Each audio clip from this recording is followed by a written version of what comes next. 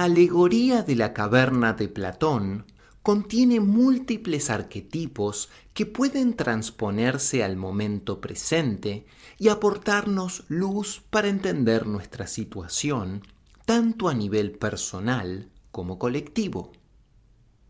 La oscuridad de la caverna es una metáfora de la condición humana común, confundida entre sombras ilusorias y compitiendo hasta la extenuación por aquello perecedero que no es más que una sombra de lo real.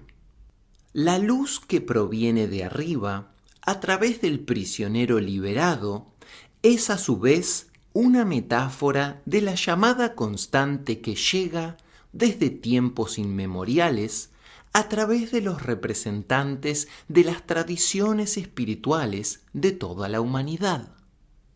El sufismo es la tradición propuesta en este ensayo para cumplir un doble propósito. Por una parte, entender mejor las implicaciones profundas del mito y por otra, proponer un método para salir de la oscuridad, es decir, un método para liberar el alma de sus propias cadenas, tanto individuales como sociales, y hacerla ascender hacia la luz, ganando así la paz y la felicidad que se derivan de ello. ¿Por qué el sufismo? Pues en primer lugar, porque desde siempre ha habido conexiones entre ambas concepciones.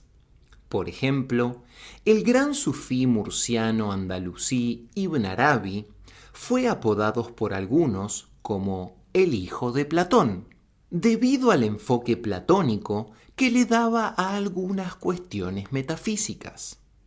En segundo lugar, porque el sufismo, por ser el corazón de la última religión revelada, contiene en su método toda la fuerza y toda la capacidad transformadora derivada de su calidad sintética. En tercer lugar, y relacionado con esto, el sufismo resulta eminentemente práctico, pues no se queda en la teoría ni en los conceptos, sino que el conocimiento intelectual está enfocado e impulsa sobre todo el trabajo espiritual.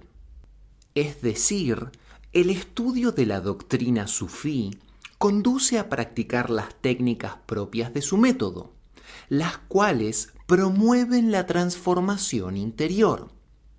O en términos de la metáfora de Platón, promueven la liberación del mundo ilusorio y la ascensión del alma hacia la salida de la caverna.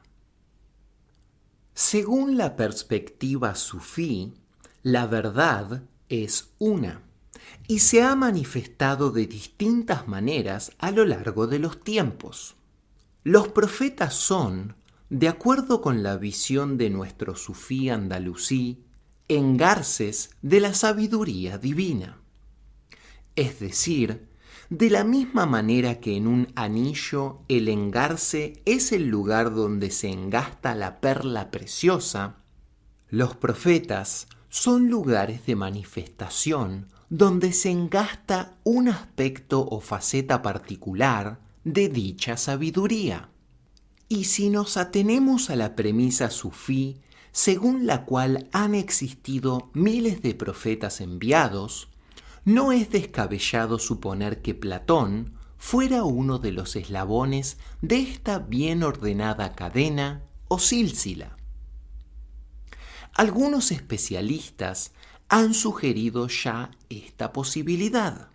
Por otro lado, el Sagrado Corán habla de un enviado, Dulkif, que los exégetas identifican con Alejandro Magno, por lo que éste sería considerado en la misma fuente escrituraria del Islam uno de los enviados encargados de expandir la verdad divina de la que era depositario. En su caso, el inmenso legado de la tradición helenística, heredada de sus propios maestros. Recordemos que existe una relación ininterrumpida de maestro-discípulo que va desde Sócrates a Alejandro Magno, pues éste era discípulo de Aristóteles, que a su vez lo fue de Platón, que a su vez fue el heredero espiritual de Sócrates. Por lo tanto, en el Islam, dada la unidad y aceptación de todos los enviados, se contempla también esta línea platónica de pensamiento. Y por ello, los filósofos musulmanes siempre la han tenido presente. La última manifestación o engarce de esta larga sucesión de mensajeros es la concerniente a la revelación aportada por el último de los profetas, Mohammed, la paz y las bendiciones sean con él, y trae el mensaje final que culmina el proceso, el énfasis en la unidad y la unicidad divina.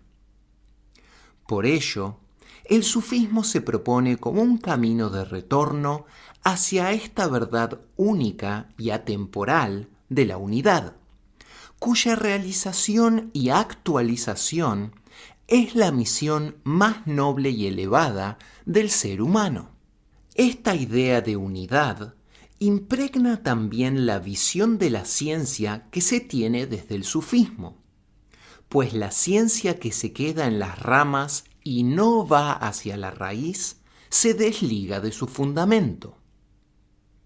En el segundo capítulo se aborda este tema en relación al mal uso de la ciencia que a menudo vemos en la actualidad y que se ha designado con el término cientificismo. El mito de la caverna reaparece entonces para arrojar luz al debate actual entre ciencia y religión. Los prisioneros enfrascados en las sombras irreales, expertos en una pseudociencia, son los cientificistas actuales, enfrascados y empeñados en desvalorizar y reducir el ámbito espiritual a sus meras manifestaciones físicas y materiales. Sin embargo, los científicos auténticos saben que la ciencia de verdad se limita a poner de manifiesto la relación que hay entre los fenómenos. Se propone así aportar luz a través de las concepciones platónico-sufíes para entender algo que ya uno de los más grandes científicos, Albert Einstein, decía: que la ciencia descubre el verbo divino o el lenguaje de Dios, expresándose o manifestándose en toda la creación. Idea que pone en serio aprieto al postulado cientificista de que fe y razón sean contradictorias. Desde esta perspectiva, ciencia y religión dejan de ser incompatibles y aparecen como dos expresiones de la misma verdad eterna.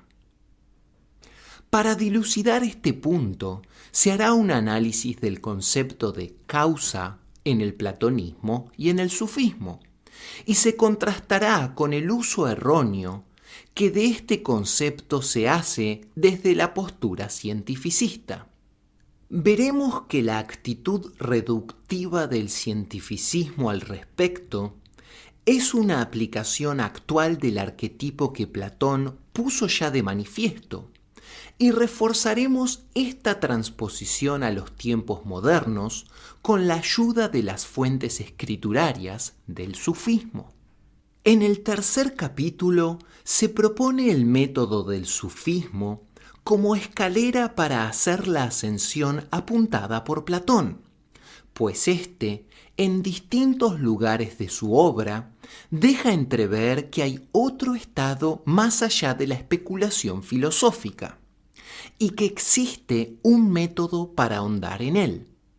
Algunos especialistas en Platón han hablado ya de los éxtasis socráticos, en relación al estado de recogimiento usualmente practicado por Platón, pues se nos dice que practicaba largas meditaciones incluso en los lugares más inesperados, como por ejemplo, antes de entrar al banquete que da título a su conocido diálogo. Platón mismo alude también a los ritos mistéricos, seguramente de procedencia órfica pitagórica, como método para purificarse y ascender a las alturas.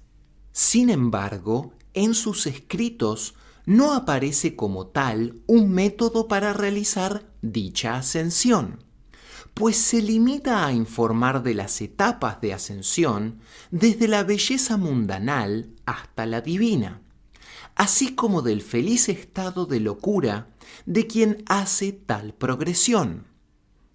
Por ello, se propone aquí el método del sufismo como posible equivalente actual a los ritos mistéricos que debieron acompañar a la reflexión filosófica.